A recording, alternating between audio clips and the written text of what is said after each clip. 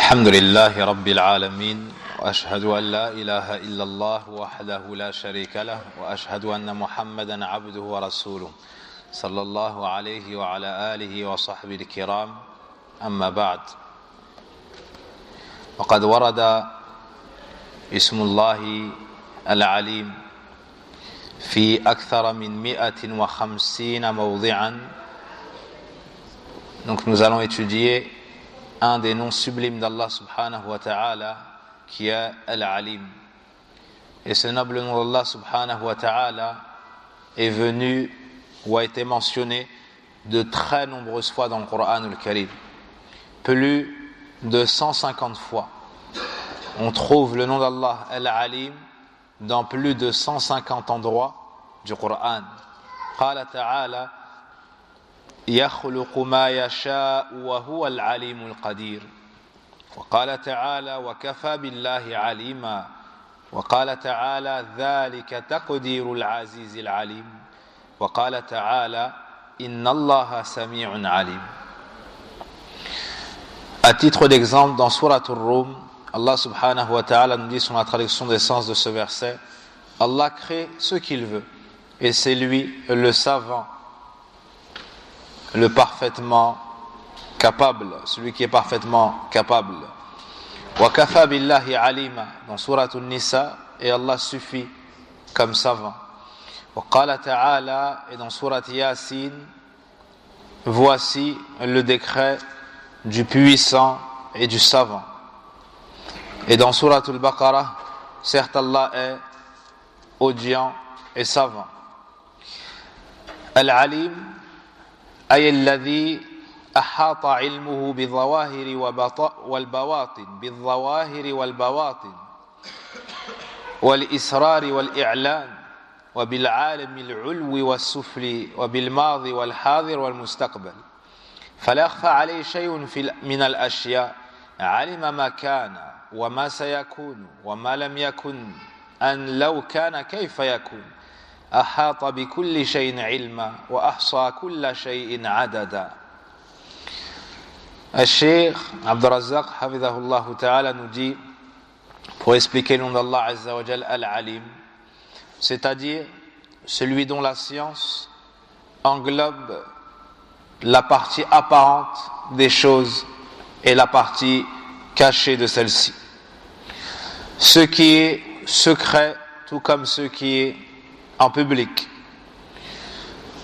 le monde extérieur comme le monde intérieur, le monde supérieur comme le monde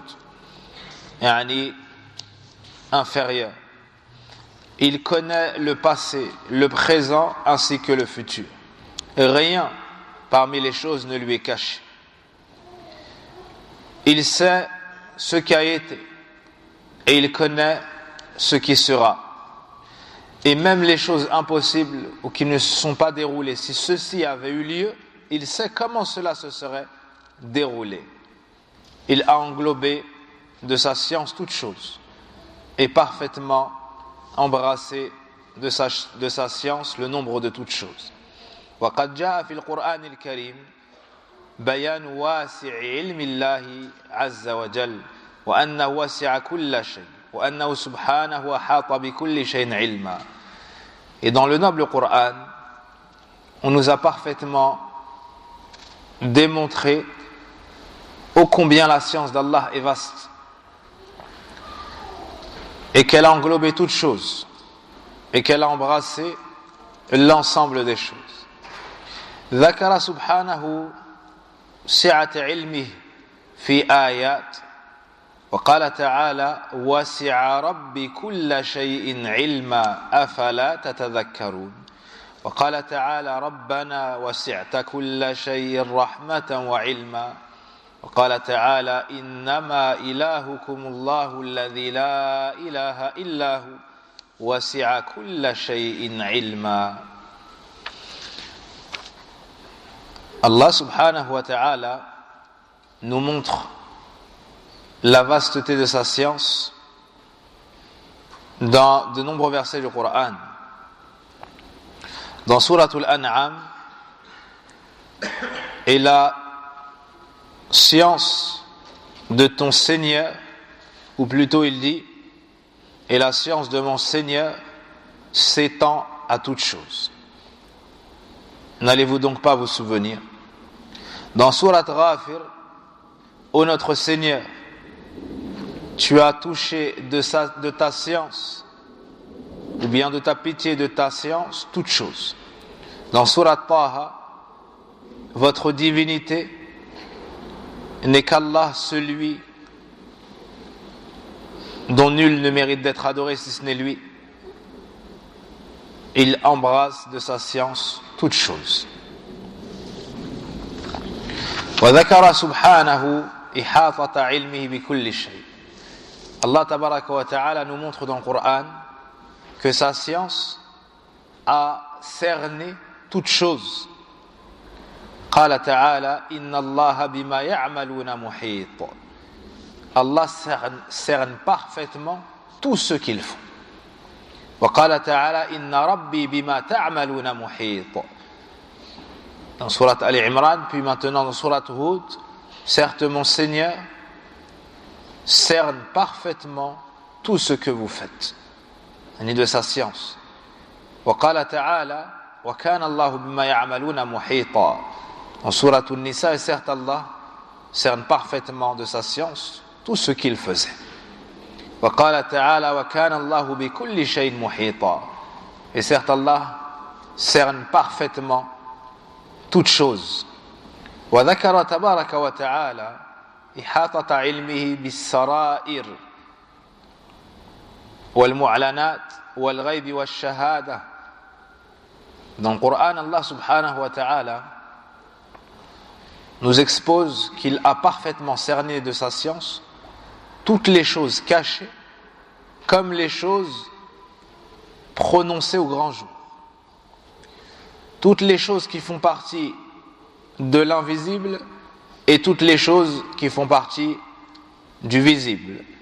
قال تعالى ربنا إنك تعلم ما نخفي وما نعلن وما يخفى على الله من شيء في الأرض ولا في السماء. وقال تعالى يعلم خائنة الأعين وما تخفي الصدور. وقال تعالى ولقد خلقنا الإنسان ونعلم ما توسوس به نفسه ونحن أقرب إليه من حبل الوريد. وقال تعالى واعلموا أن الله يعلم ما في أنفسكم فاحذروه. وقال تعالى أولا يعلمون أن الله يعلم ما يسرون وما يعلنون. وقال تعالى والله يعلم ما تسرون وما تعلنون. وقال تعالى ألم يعلموا أن الله يعلم سرهم ونجواهم وأن الله علام الغيوب. وقال تعالى يعلم ما بين أيديهم وما خلفهم ولا يحيطون به علما. وقال تعالى وستردون إلى عالم الغيب والشهادة فينبئكم بما كنتم تعملون. Dans la suite de versets mentionnés par l'auteur Hafidhahullah Ta'ala, Allah Tabaraka wa Ta'ala nous montre que sa science est relative et a cerné tout ce qui est caché comme ce qui est visible, ce qui fait partie du monde invisible tout comme ce dont nous témoignons. Il nous dit dans Surat Ibrahim, ô notre Seigneur, tu sais ce que nous cachons comme ce que nous montrons, et rien ne peut être caché à Allah, que ce soit dans la terre ou dans le ciel. Wa qala ta'ala, que ce soit sur terre ou dans le ciel. Et dans Surat Ghafir, ya'lamu kha'inat al-a'yun, connaît la trahison des yeux, du regard, et ce que cachent les poitrines. Et ce que cachent les poitrines. Dans Surat Qaf, nous avons certes créé l'homme et nous savons ce que son âme lui suggère. Et nous sommes plus proches de lui que sa veine jugulaire.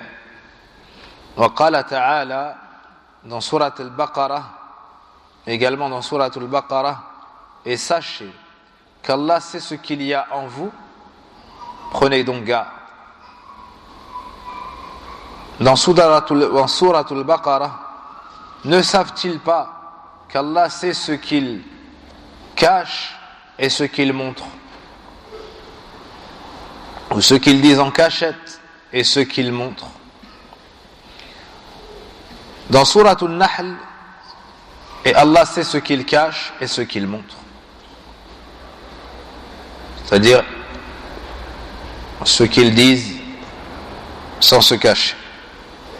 Dans Surat At-Tawbah, ne savent-ils pas qu'Allah sait ce qu'ils cachent et ce qu'ils disent au grand jour? Et certes, Allah est connaisseur des choses de l'invisible. Dans Surat Taha, il sait ce qu'il y a devant eux et ce qu'il y a derrière eux. Quant à eux, ils n'embrassent pas de leur science, ou bien ne l'embrassent pas de leur science. Ils ne peuvent le cerner de leur science. Dans Surat At-Tawbah, puis vous serez retournés aux savants de l'invisible et des choses visibles, qui Allah vous informera de ce que vous faisiez. Donc dans tous ces versets, on voit qu'Allah Azza wa Jal, en plus de connaître les choses, il les cerne totalement de sa science, que ce soit les choses cachées, que ce soit les choses apparentes, au grand jour, en cachette, et même les choses de l'invisible dont nous n'avons pas connaissance, Allah Azza wa Jal connaît cela de manière parfaite. وذكر سبحانه علمه بما في السماوات والأرض. Dans des textes, dans le Coran, Allah Azza wa Jal nous informe également qu'il connaît tout ce qui se passe dans les cieux et sur la terre. قال تعالى إن الله يعلم غيب السماوات والأرض والله بصير بما تعملون. وقال تعالى والله يعلم ما في السماوات وما في الأرض والله بكل شيء عليم. Dans Surat Al-Hujurat, certes Allah connaît les choses cachées des cieux et de la terre, et Allah est clairvoyant de ce qu'ils font.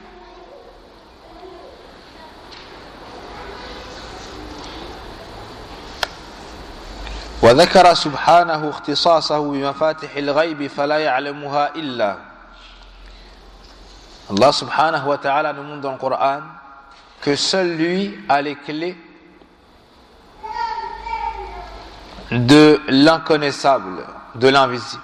Personne n'en a connaissance si ce n'est lui. En faisant référence au verset قال تعالى وعنده مفاتح الغيب لا يعلمها إلا. À lui, ou bien lui seul détient les clés de l'inconnaissable. Nul ne les connaît si ce n'est lui. وَيَعْلَمُ مَا فِي الْبَرِّ وَالْبَحْرِ. Il sait ce qu'il y a sur la terre ferme comme ce qu'il y a dans la mer. وَمَا تَسْقُطُ مِنْ وَرَقَةٍ إِلَّا يَعْلَمُهَا. Il n'y a pas une feuille qui tombe sans qu'il le sache. وَلَا حَبَّةٍ فِي ظُلُمَاتِ الْأَرْضِ وَلَا رَطْبٍ وَلَا يَابِسٍ إِلَّا فِي كِتَابٍ مُبِينٍ. Allah subhanahu wa ta'ala nous dit, il n'y a pas une feuille qui tombe sans qu'il le sache, ni une graine dans les ténèbres de la terre, ni une chose humide ou sèche sans que cela ne soit consigné dans un livre explicite. Allah Azza wa Jal sait tout, même la feuille qui tombe d'un arbre parmi l'ensemble des arbres du monde. Il n'y a pas une feuille qui tombe sans qu'Allah Azza wa Jal sache quand est-ce qu'elle tombe, quand est-ce qu'elle tombera, quand est-ce qu'elle est tombée, comment elle est tombée, où est-ce qu'elle est tombée et où elle ira. Allah Azza wa Jal connaît parfaitement tout ce qui se passe dans les cieux et sur la terre.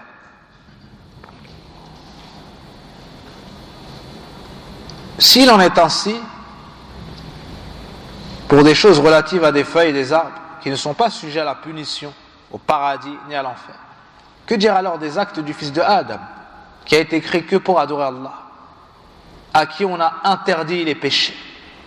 Ce dernier sera ressuscité après sa mort et il reviendra vers Allah pour être jugé. S'il en est ainsi pour la science d'Allah sur des feuilles qui tombent,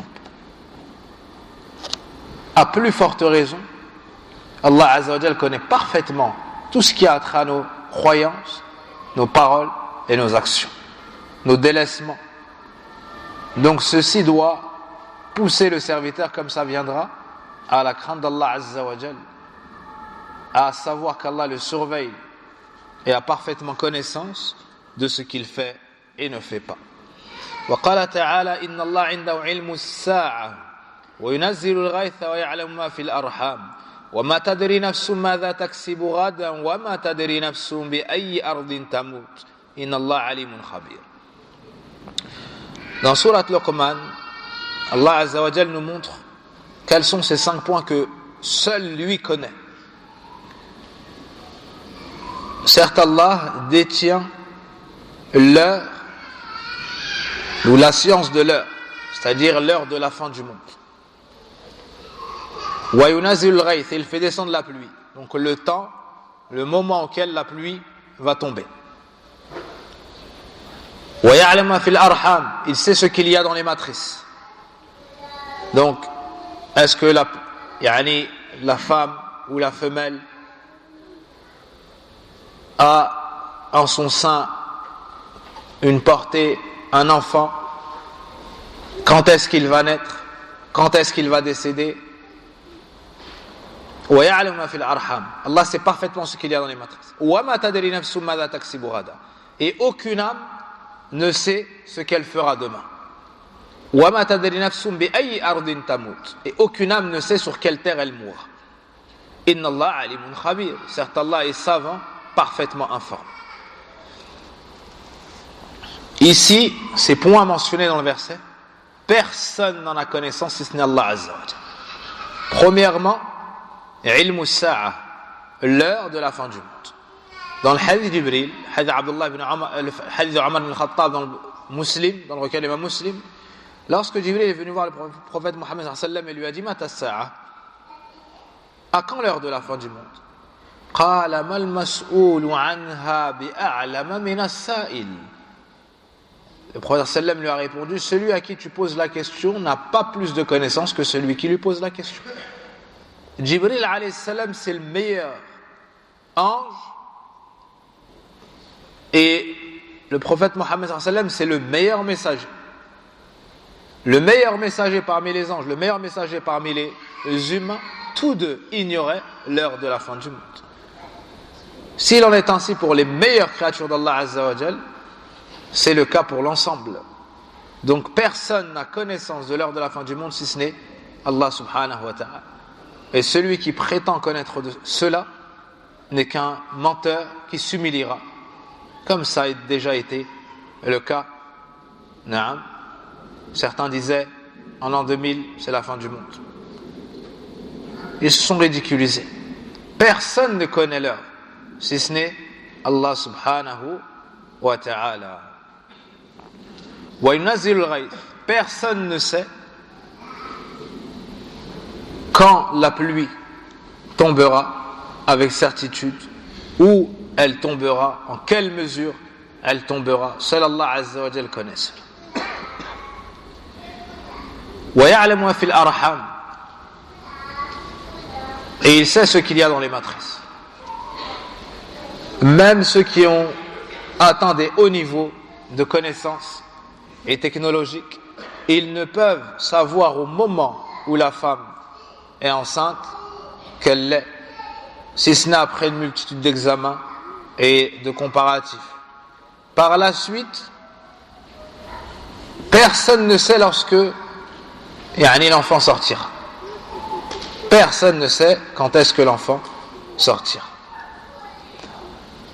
Et aussi, pendant un temps déterminé, personne ne sait si c'est un mâle ou une femelle, un garçon ou une fille.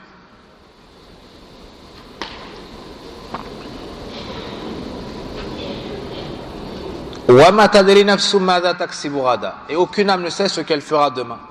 Donc personne ne connaît les choses du futur si ce n'est Allah subhanahu wa ta'ala. Et pour certains points, il nous a informés à travers la révélation. Comme dans Suratul Jinn.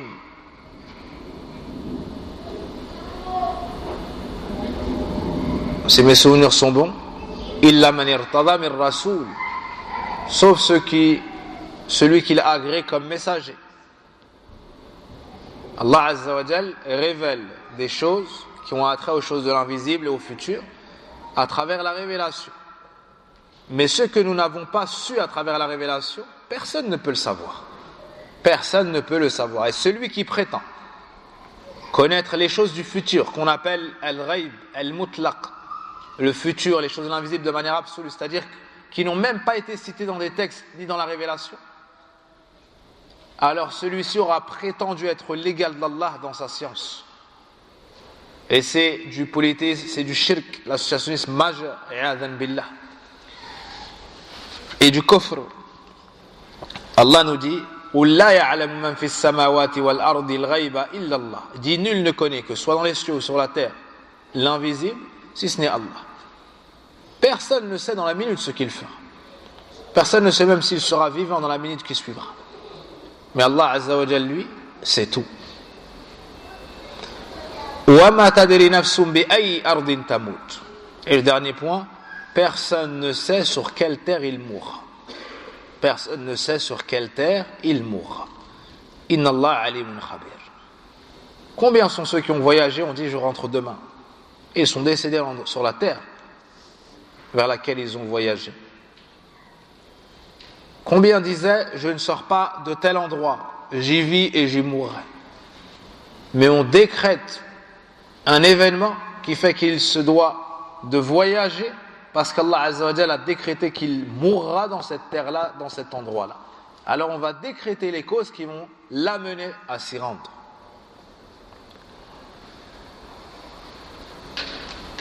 وقال تعالى الله يعلم ما تحمل كل أنثى وما تغيض الأرحام وما تزداد وكل شيء عنده بمقدار عالم الغيب والشهادة الكبير المتعال. Allah sait tout ce que portent les femmes ou les femelles.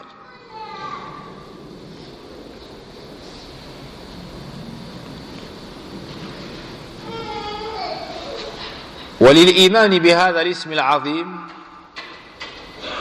آثار مباركة على العبد بل هو أكبر زاجر وأعظم واعظ. L'auteur passe ici aux effets de la connaissance du nom d'Allah Azza wa Jal Al-Alim, les effets dans la vie du croyant. Il nous dit la foi en ce nom sublime, immense, a des effets bénis dans la vie du serviteur ou sur le serviteur. Plus encore, c'est le plus grand rempart devant le péché. Le fait d'avoir connaissance du nom d'Allah Al-Alim, le savant de toutes choses, c'est la plus grande exhortation qui soit. Et la chose qui te repoussera le plus de commettre le péché. Plus la personne concrétise les effets de ce nom-là, Al-Alim, plus elle sera éloignée du péché.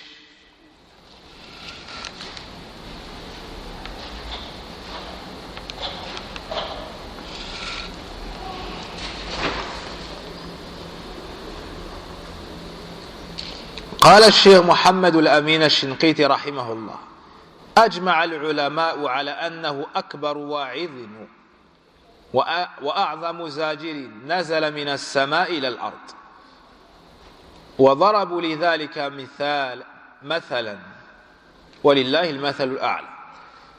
Le grand savant exégète du Coran, Cheikh Mohammed Al-Amin Al-Shinqiti rahimahullah ta'ala, nous dit: les savants, où il y a le consensus des savants quant au fait que cela soit la plus grande exhortation et le plus grand point repoussant, c'est-à-dire de commettre le mal, qui a été révélé du ciel vers la terre. Et ils ont cité une parabole à cela, un exemple. قالوا لو فرض أن هذا البراح من الأرض في ملك قتال للرجال إن انتهكت حرماته ذو قوة وعزة ومنعة حوله جيوش وحول هذا الملك بنات ونساء وجواريه أيخطر ببال أحد من أولئك الحاضرين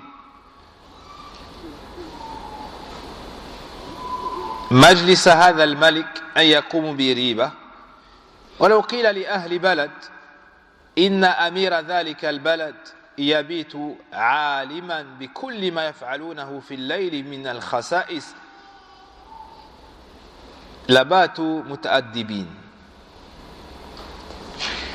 Ils ont cité un exemple pour rapprocher de notre compréhension le fait qu'Allah Azza wa Jal soit parfaitement informé de tout ce qu'on fait. Et il nous dit, supposons que ce coin de terre ait à sa tête un roi meurtrier qui tue en masse les hommes dans le cas où ils attenteraient à son honneur ou transgresseraient ses limites. Grand détenteur, ce roi, grand détenteur de force, de puissance, d'autorité et autres. Et qu'autour de ce roi, il y ait une armée. Et que près de ce roi, il y ait ses filles, ses femmes, ses demoiselles et autres. Donc la situation, un roi sanguinaire, avec une grande armée, connu pour tuer les hommes en masse, et il y a les femmes, ces femmes proches de lui, ses filles et ainsi de suite, dans un endroit. Il nous dit, est-ce que ça traverserait l'esprit de qui que ce soit de tenter de faire une action même douteuse,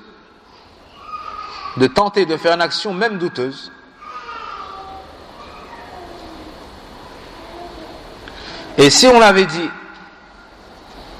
aux gens de cette contrée ou d'un pays que le gouverneur de ce pays ou de cette contrée passe la nuit ou dort en étant savant de tout ce que vous faites la nuit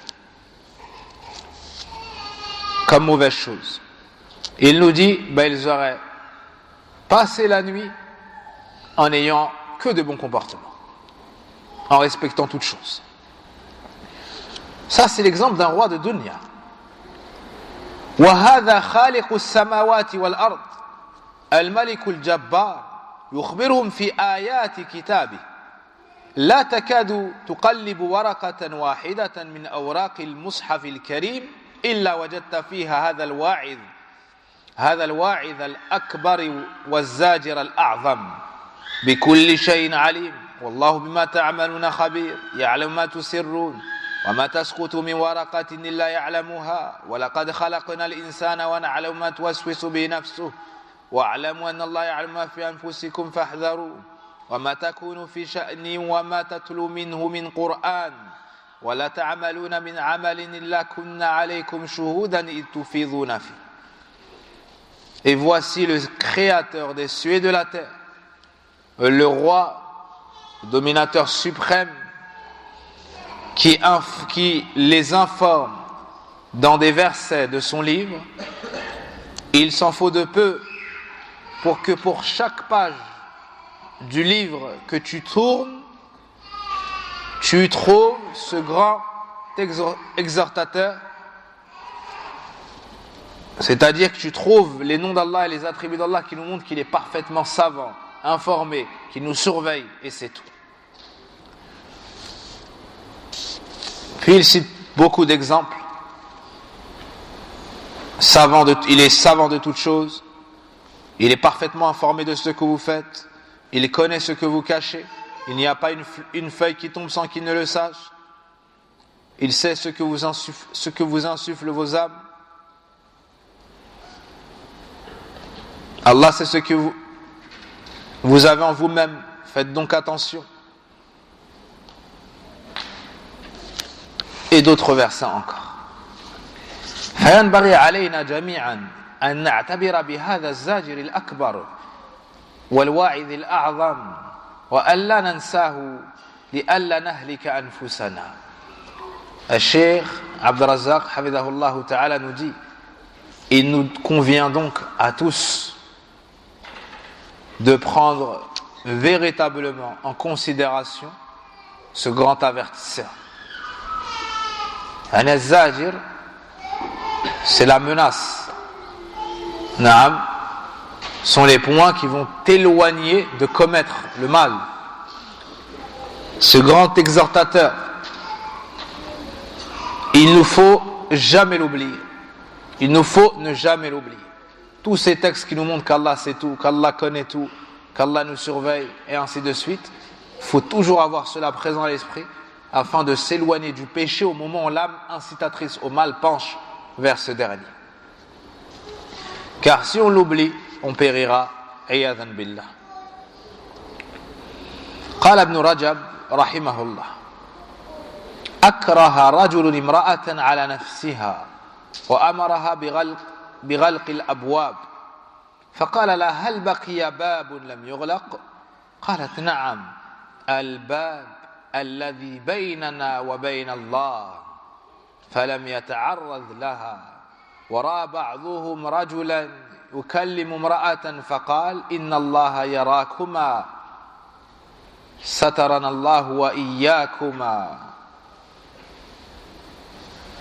Ibn Rajab rahimahullah ta'ala, dans son livre Sharh Kalimat al-Ikhlas, nous mentionne quelques histoires montrant les effets de cette connaissance. Le fait de savoir qu'Allah voit tout, qu'Allah sait tout. Concrètement, qu'est-ce que ça a eu comme effet sur des personnes pieuses avant nous? Il nous dit: un homme a contraint une femme à l'acte. Un homme a contraint, forcé une femme malgré elle. Et il lui a ordonné de fermer toutes les portes. Puis il lui a dit: reste-t-il une porte qui n'est pas fermée? Vous avez compris la situation? Dans une maison, cet homme-là a contraint une femme au péché. Et avant de commettre le péché, il lui a ordonné de fermer toutes les portes. Puis il lui a demandé: Hal baqiya babun lam yughlaq? Reste-t-il une porte qui n'aurait pas été fermée, qui n'a pas été fermée? قالت نعم, elle a dit oui. الباب الذي بيننا وبين الله. Allahu Akbar. Oui, la porte qui est entre nous et Allah. La porte qui est entre nous et Allah. Immédiatement, il a laissé cette femme. La porte qui est entre nous et Allah. فَلَمْ يَتَعَرَّضْ لَهَا. Il ne lui a commis aucun mal par la suite. Et un groupe de personnes ont vu un homme parler à une femme étrangère à lui. L'un d'entre eux leur a dit: Inna Allah yarakuma. Certes, Allah vous voit. Satarana Allah wa iyakuma. Qu'Allah nous couvre et qu'il vous couvre. Yani cette connaissance, cette science et les effets de cette connaissance, c'est le plus grand point qui aide le serviteur à se prémunir du péché. Lorsque la passion est ardente et que le désir est fort, il faut en face une chose qui tienne tête et qui pèse plus lourd. Et qui pèse plus lourd. Ibn al-Qayyim rahimahullah ta'ala dit: c'est la base de tout ça, c'est deux grandes choses. Hubbun mu'allaq, un amour intense, wa faraqun muz'ij, et une peur dérangeante. Une peur dérangeante. La perfection de l'amour que tu portes à Allah subhanahu wa ta'ala, ça va t'éloigner du péché. Tu ne vas pas désobéir à celui que tu aimes par-dessus tout. Tu vas faire prévaloir ce qu'Allah aime parce que tu l'aimes plus que tout.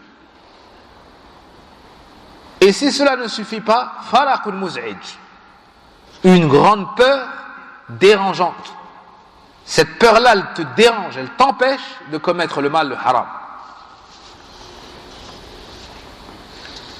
قال الله تعالى يعلم خائنة الأعين وما تخفي الصدور فمن تأمل هذا وتدبره كان له في أعظم زاجر وأكبر رادع.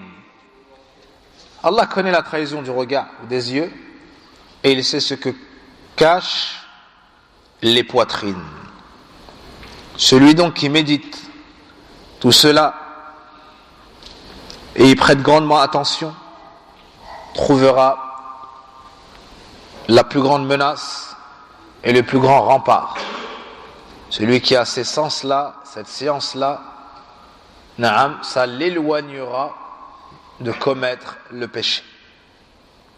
قال ابن كثير رحمه الله تعالى في معنى الآية يخبر تعالى عن علمه التام المحيط بجميع الأشياء جليلها وحقيرها صغيرها وكبيرها دقيقها ولطيفها ليحذر الناس علمه فيهم فيستحيوا من الله حق الحياء ويتقوه حق التقاه وحق التقوى ويراقبوه مراقبة من يعلم أنه يراه فإنه تعالى يعلم العين الخائنة وإن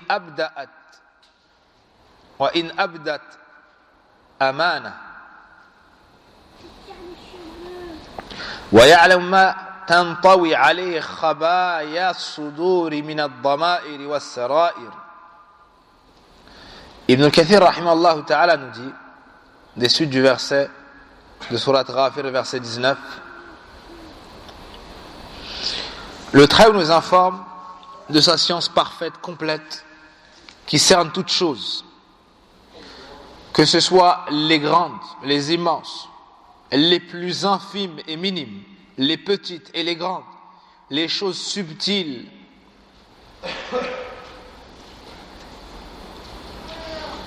les choses précises et subtiles, tout cela afin que l'homme fasse attention à cette connaissance qu'a Allah de lui. Cela le poussera alors à avoir honte, à avoir de la pudeur envers Allah véritablement, et à craindre Allah d'une crainte véritable, et à sentir qu'Allah les surveille réellement, et avoir pleinement connaissance quant au fait qu'Allah sait ce qu'ils font et les voit, sait ce qu'il fait et le voit. Et certes, Allah a connaissance de l'œil trompeur qui trahit, même si en apparence il montre qu'il est de confiance ou droit. Ni la personne, elle fait semblant de ne pas regarder le haram et d'être droite, alors qu'elle attend l'occasion pour pouvoir voir le haram une fois qu'elle ne sera pas surveillée par les gens. Même lui, Allah Azza wa Jalla a science que son regard à lui, c'est un regard de traître, pas de quelqu'un de confiance.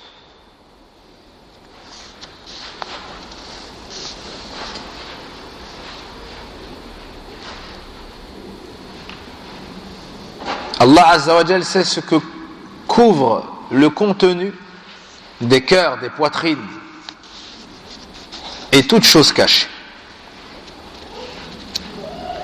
وكثيرا ما يأتي اسم الله العليم في سياق الأعمال وجزائها ليوقظ القلوب وينبه العباد على أهمية إكمالها وإصلاحها ليرغبه ويرهبه والله وحده الموفق La Rabba siwa wa la ilaha ghayruh. Et souvent, le nom d'Allah Al-Alim, le savant, vient dans des contextes où il y a la mise en pratique d'actions et la rétribution mentionnée pour les actions. Et la sagesse de cela est de réveiller les cœurs. De réveiller les cœurs pour faire attention aux serviteurs de l'importance qu'il y a à parfaire les bonnes actions, à bien agir, puis à parfaire les bonnes actions. Dans cela, on nous encourage à faire le bien et on nous fait peur de faire le mal. Quand on te dit « Adore Allah comme cela, Allah sait ce que tu fais. » Comme tu vas te rappeler qu'Allah sait, tu vas bien faire l'action. Déjà, tu vas vouloir la faire. Et quand tu vas la faire, tu vas vouloir la faire à la perfection parce que tu sais qu'Allah le sait. De la même façon, quand on te dit qu'Allah sait si tu fais tel péché, ça va te faire peur. Tu vas vouloir t'en éloigner. Et s'il a été commis, t'en repentir. Et ne plus retomber dedans. Donc cette connaissance a les effets les plus bénéfiques dans la vie du croyant.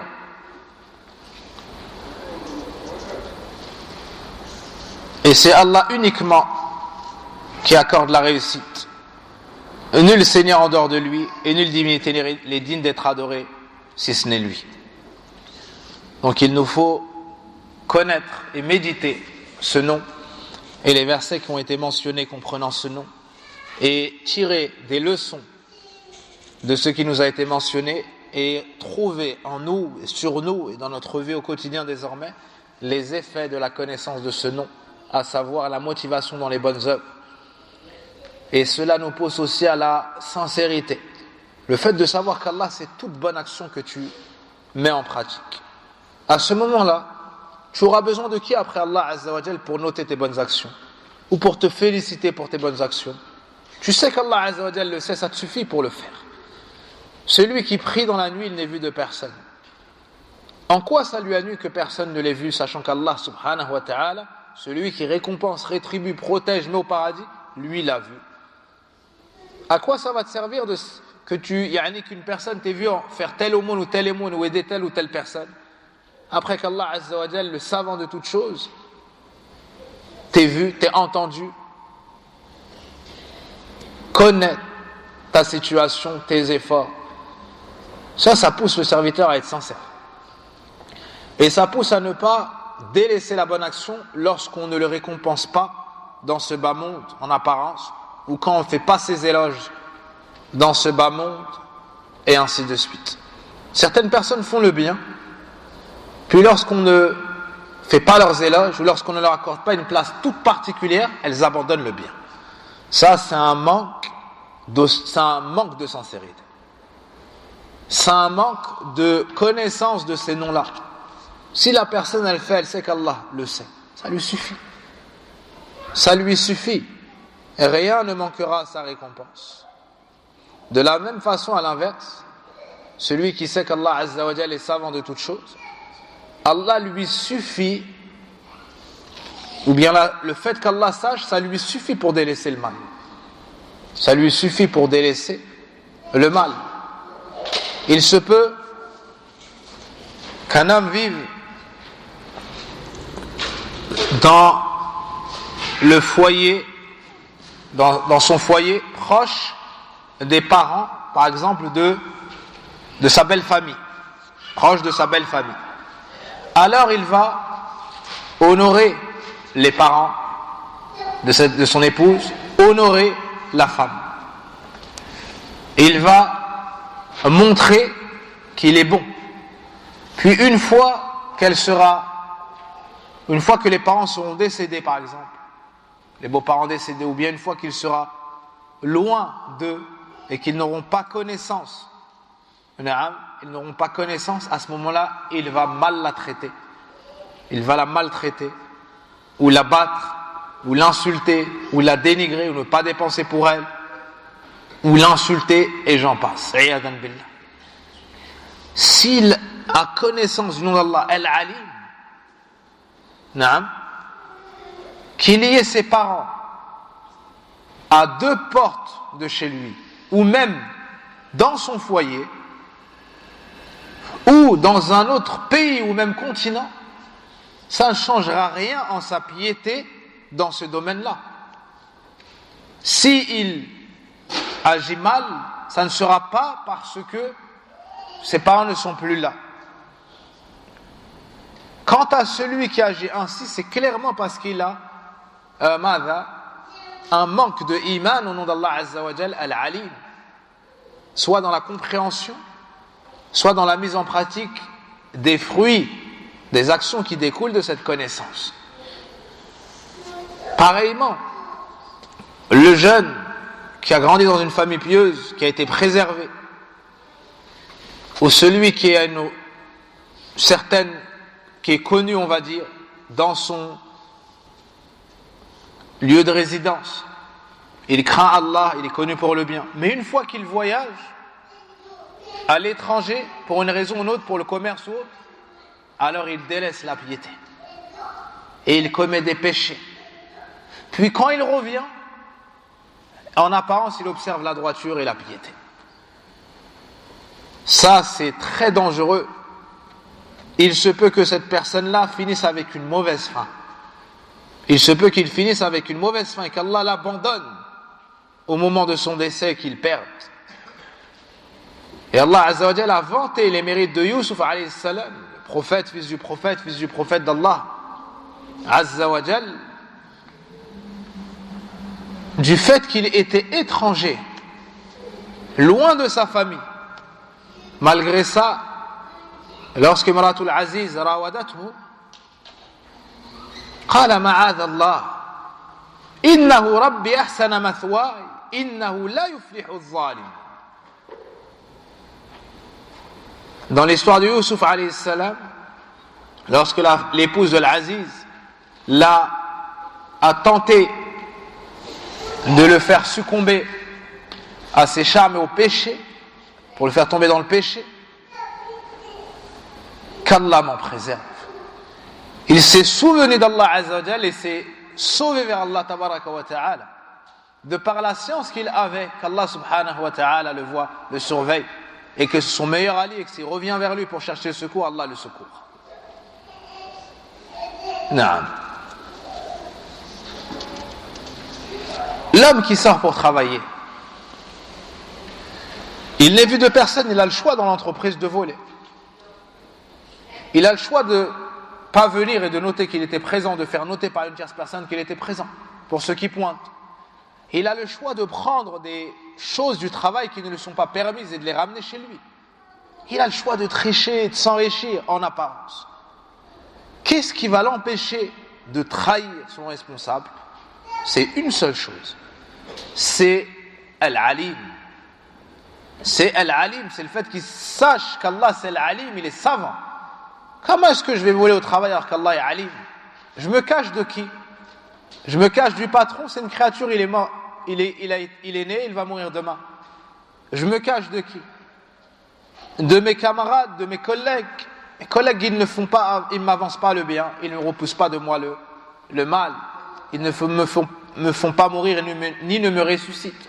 Ils ne me jugeront pas, ni ne me sauveront de l'enfer, ni ne peuvent me faire entrer au paradis. Mais celui duquel il te faut te prémunir, afin qu'il ne voit pas de toi, n'entende pas de toi, n'ait pas science de toi, que tu sois dans le haram. Ainsi, il y a l'amana dans le travail. Ainsi, il y a l'amana dans le commerce. Ainsi, il y a l'amana dans les transactions. Qu'est-ce qui fait que la personne arrive à trahir, à tricher, à voler et autres? C'est parce qu'elle a délaissé ces sens-là desquels nous parlons. Le nom d'Allah Al-Ali, Allah subhanahu wa ta'ala a une science parfaite et complète qui touche et embrasse et cerne toutes choses sans exception. Sans exception.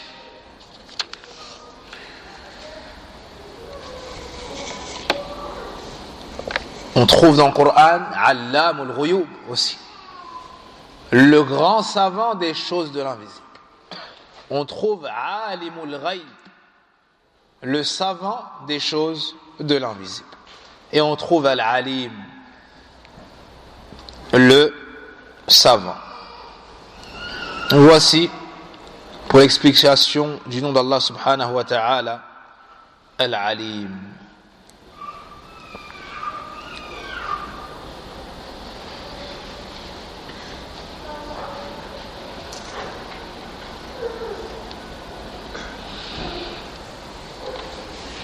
Et un rappel par la même occasion, beaucoup de gens sont éprouvés avant le mariage par le fait de fréquenter la femme.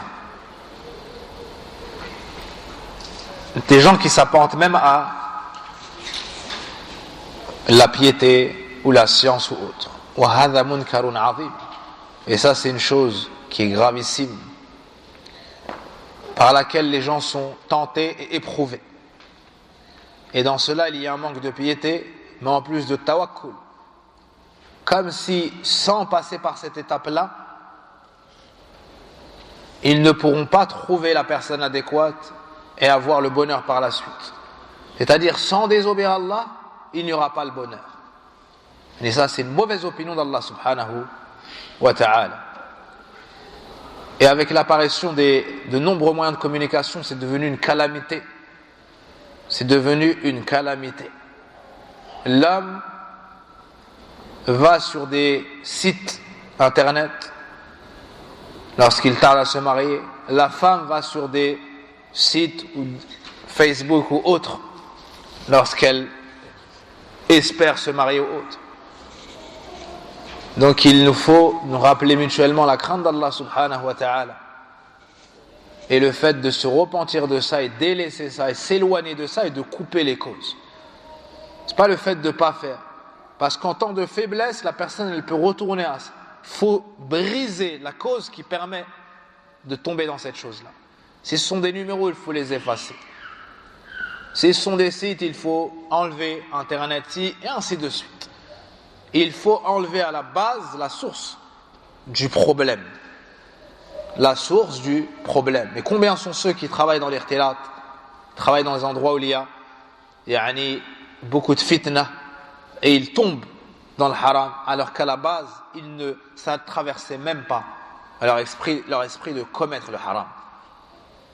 Jusqu'à tomber dans les péchés les plus graves, alors qu'ils ne sont pas des gens de la perversion à la base. Mais le laxisme et le fait de se sentir en sécurité et de compter sur sa piété au lieu de compter pleinement que sur Allah et d'avoir peur du péché, ça amène à ces problèmes-là, à des fréquentations avant le mariage, puis à se donner des excuses lorsque le cœur est épris et lorsque le cœur est dans ses passions et dans son ivresse, à se donner des excuses pour ne pas cesser et dire de toute façon je vais me marier, par exemple. Ou mais je fais rien de mal, je fais que de parler, d'autres font pire que moi, ou et ainsi de suite. Un homme est venu voir le prophète alayhi salatu wassalam et lui a dit: Ya Rasulallah, i'dhan li fi zina, accorde-moi la permission de commettre la fornication. Il était éprouvé. Il est parti voir le prophète sallam, il lui a demandé est-ce qu'il pouvait avoir une autorisation particulière de par cette grande épreuve qui le touchait. Le prophète sallam l'a éduqué de sorte à couper ce point-là, mais à sa source, à sa base. Pas repousser le problème seulement. Il lui a dit: Atardahu li ummik, est-ce que tu agréerais cette chose-là s'il s'agissait de ta propre mère? Il lui a dit non. Il lui a dit: Kadhalika an-nas. Il lui a dit pareillement pour les gens, ils ne l'agréent pas pour leur mère. Atardahu li bnatik, li ukhtik, li khalatik, li ammatik. Et il lui a mentionné les femmes proches de sa femme. Et à chaque fois, il disait non, j'accepte pas ça pour. Non, je n'accepte pas. Et il lui a dit pareillement pour les gens. Puis il a fait dua, il a demandé à Allah de purifier sa poitrine. L'homme est reparti en disant: par Allah, il n'y a pas une chose que je déteste plus désormais que ce péché-là. De par l'éducation du prophète alayhi salatu wassalam et la baraka de leurs questions, posez pas des questions pour at-takathur, pour augmenter leur connaissance, mais pour adorer Allah, pour devenir pieux, pour entrer au paradis. C'est pour ça qu'il y avait la baraka dans les questions des sahaba radiyallahu anhum. Ainsi, ça c'est un rappel qu'il faut propager. C'est-à-dire chacun il conseille les autres. Et la sœur elle conseille sa sœur, wa hakadha. Le fait de craindre Allah Azza wa Jal et de cesser ces relations qui sont muharrama et qui amènent les pires choses. Combien sont ceux qui, d'un regard, qui d'un SMS se sont retrouvés dans les pires problèmes qu'ils n'ont jamais connus, et dans leurs pires cauchemars ils n'ont jamais imaginé qu'ils allaient se retrouver à la fin dans une situation des plus humiliantes. La femme qui a été préservée par sa famille, qui a suivi une éducation droite, qui a appris, qui a mémorisé, subhanallah, elle s'est préservée pendant 18 ans, pendant 20 ans ou plus, et en 1 an sa vie elle flanche, subhanallah. Quand elle rencontre de mauvaises fréquentations, et quand elle commence à échanger avec des hommes, et quand elle commence à ne plus voir que c'est une proie pour le pervers, à ce moment-là elle est séduite, à ce moment-là elle ne peut plus se défaire de communiquer avec cet homme-là par des écrits, puis des appels, puis des rencontres, jusqu'à ce qu'elle finisse par sacrifier son honneur, puis jusqu'à ce qu'elle finisse à se faire humilier par un homme qui est prêt à tout lui dire pour se l'accaparer. Ensuite, elle n'a que ses larmes pour pleurer parce qu'il l'a humiliée, que parce qu'elle a humilié son état elle-même et n'a pas respecté sa religion elle-même et le rang qu'Allah lui avait accordé auparavant.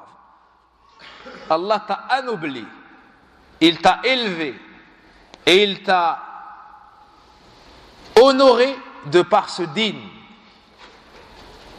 Et il a légiféré que personne n'allait mettre sa main sur la tienne si ce n'est après être passé par la porte et avoir subi l'épreuve de venir demander cette femme et parler à son père et ainsi de suite. Pourquoi est-ce que la femme de elle-même elle enlève cette noblesse qu'Allah lui a donnée et elle s'humilie elle-même, puis elle n'a que ses larmes. Puis elle dit alors à cet homme, épouse-moi parce que tu m'as touché et tu as consommé en dehors du mariage et ceci et cela. Elle dit non. Pourquoi est-ce qu'il va l'épouser maintenant qu'il a fait ce pourquoi l'homme se marie? Pourquoi est-ce qu'il va l'épouser alors qu'elle lui a montré qu'elle n'était pas respectable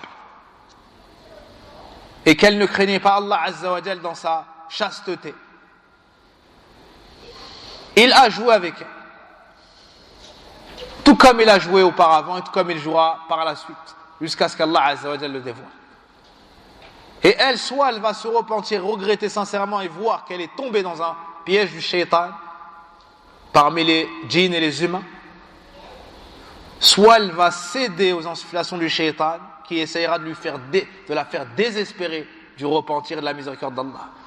Alors elle deviendra une fille de l'égarement, qu'Allah nous en préserve. De la même façon que c'est haram pour la femme, c'est haram pour l'homme. Ces gens-là ne voient pas à long terme et ils sont dans l'ivresse et dans la passion et ils découvrent des choses qu'ils ne connaissaient pas auparavant et ne font que croire le mensonge de celui qui cherche par tout moyen à atteindre son but, même si c'est en passant par la colère d'Allah tabaraka wa ta'ala. Allah dit dans le Coran, la taqrabu zina, n'approchez pas la fornication. N'a pas dit ne commettez pas. C'est-à-dire toutes les causes qui rapprochent le serviteur de ce péché-là, elles sont haram. Elles sont haram. Donc on s'enjoint mutuellement la crainte d'Allah subhanahu wa ta'ala, le repentir pour cela, s'éloigner de ces causes-là, et que chacun conseille les autres afin que cette calamité diminue au sein des jeunes musulmans. Wallahu al-musta'an. Wa sallallahu wa barik ala nabina Muhammadin wa ala alihi wa sahbihi ajma'in. Subhanakallahumma wa bihamdik ashhadu an la ilaha illa ant astaghfiruka wa atubu ilayk.